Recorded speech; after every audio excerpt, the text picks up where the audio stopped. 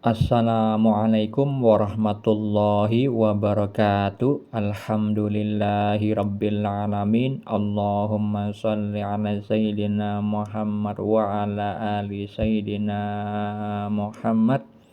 Siang ini saya buatkan video tentang amalan ringan yang bernilai tinggi bagi orang yang awam tentang spiritual. Kita ketahui bahwa manusia diciptakan oleh Allah adalah untuk beribadah kepadanya. Sebagaimana Allah berfirman di dalam surat Az-Zariyat ayat 56. Dan di dalam beribadah kepada Allah itu butuh ilmu. Tapi tidak semua orang itu mudah di dalam memahami ilmu Allah, yaitu ilmu Al-Quran dan As-Sunnah. Sebab sudah menjadi ketentuan bagi Allah menetapkan manusia itu ada tingkatannya masing-masing. Allah Ta'ala berfirman di dalam surat Al-An'am ayat 132, dan masing-masing orang ada tingkatannya sesuai dengan apa yang mereka kerjakan, dan Tuhanmu tidak lengah terhadap apa yang mereka kerjakan.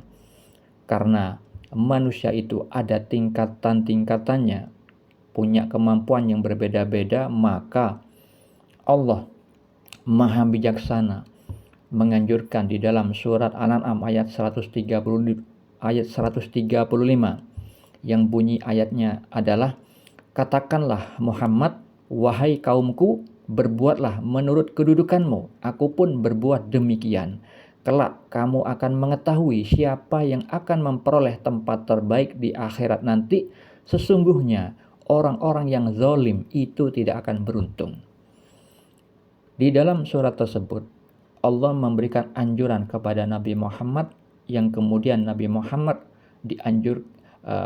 menganjurkan kepada kita sebagai kaumnya.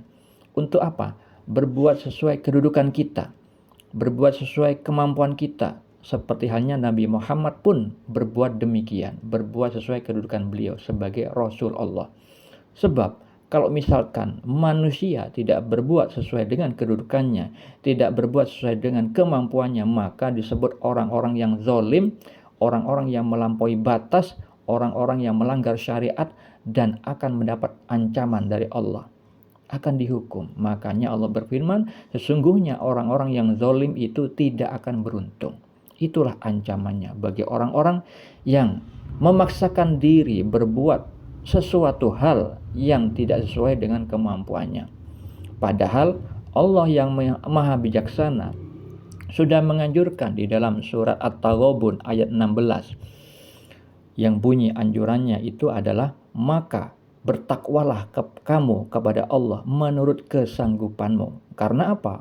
Karena Allah sudah berfirman di dalam surat Al-Baqarah ayat 286,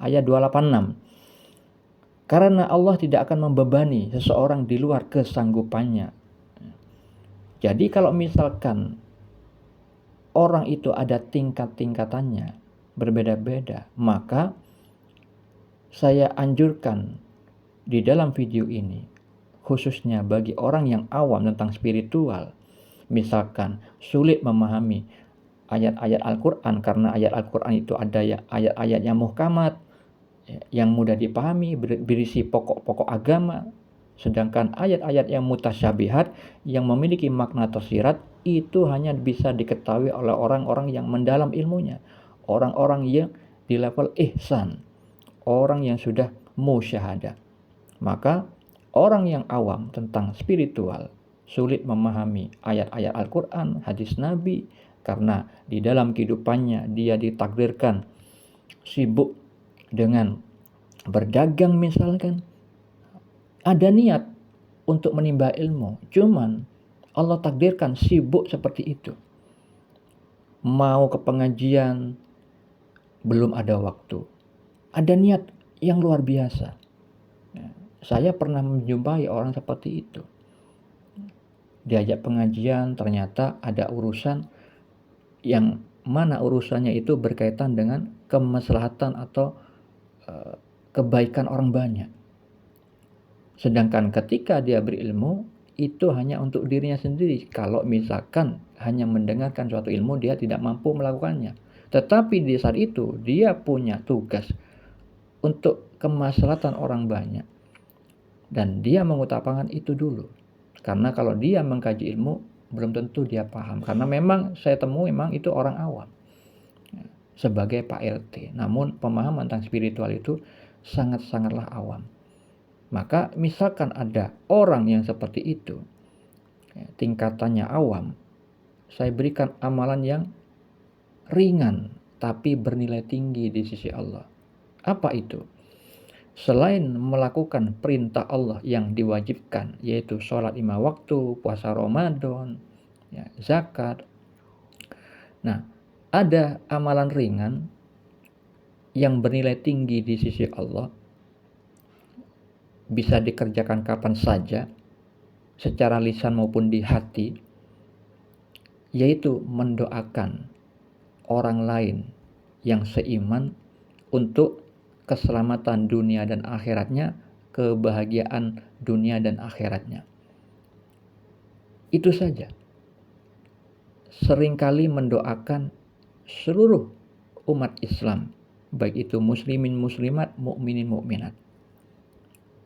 Jadi kalau misalkan sudah mendoakan seperti itu setiap hari, maka akan mendapatkan pahala sebesar sejumlah orang-orang yang didoakan. Bayangkan berapa miliar orang yang sudah didoakan supaya selamat dunia dan akhirat, supaya bahagia dunia dan akhirat, tanpa sepengetahuan orang-orang yang didoakan itu.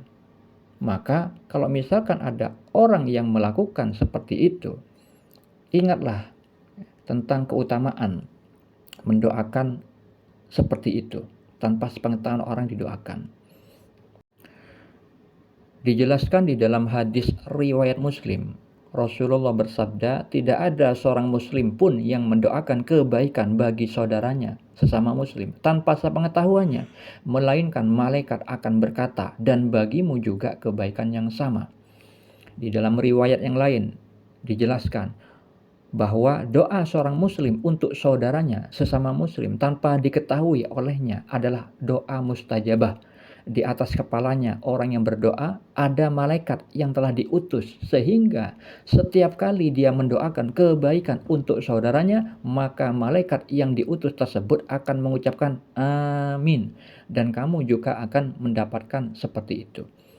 Jadi kalau misalkan ada orang yang mendoakan seperti itu untuk kebaikan saudaranya seiman tanpa sepengetahuan orang yang didoakan itu, maka Allah mengutus malaikat mendoakan orang yang berdoa tersebut.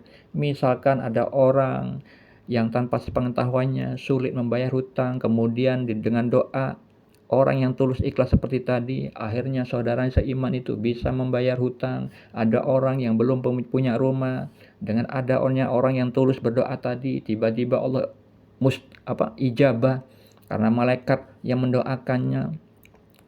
Akhirnya orang tersebut memiliki rumah. Ada juga orang yang awalnya sulit untuk melakukan sholat, sehingga dengan doa orang yang tulus tadi, kemudian Allah dengan rahmatnya yang maha luas, itu memampukan orang tersebut melakukan sholat.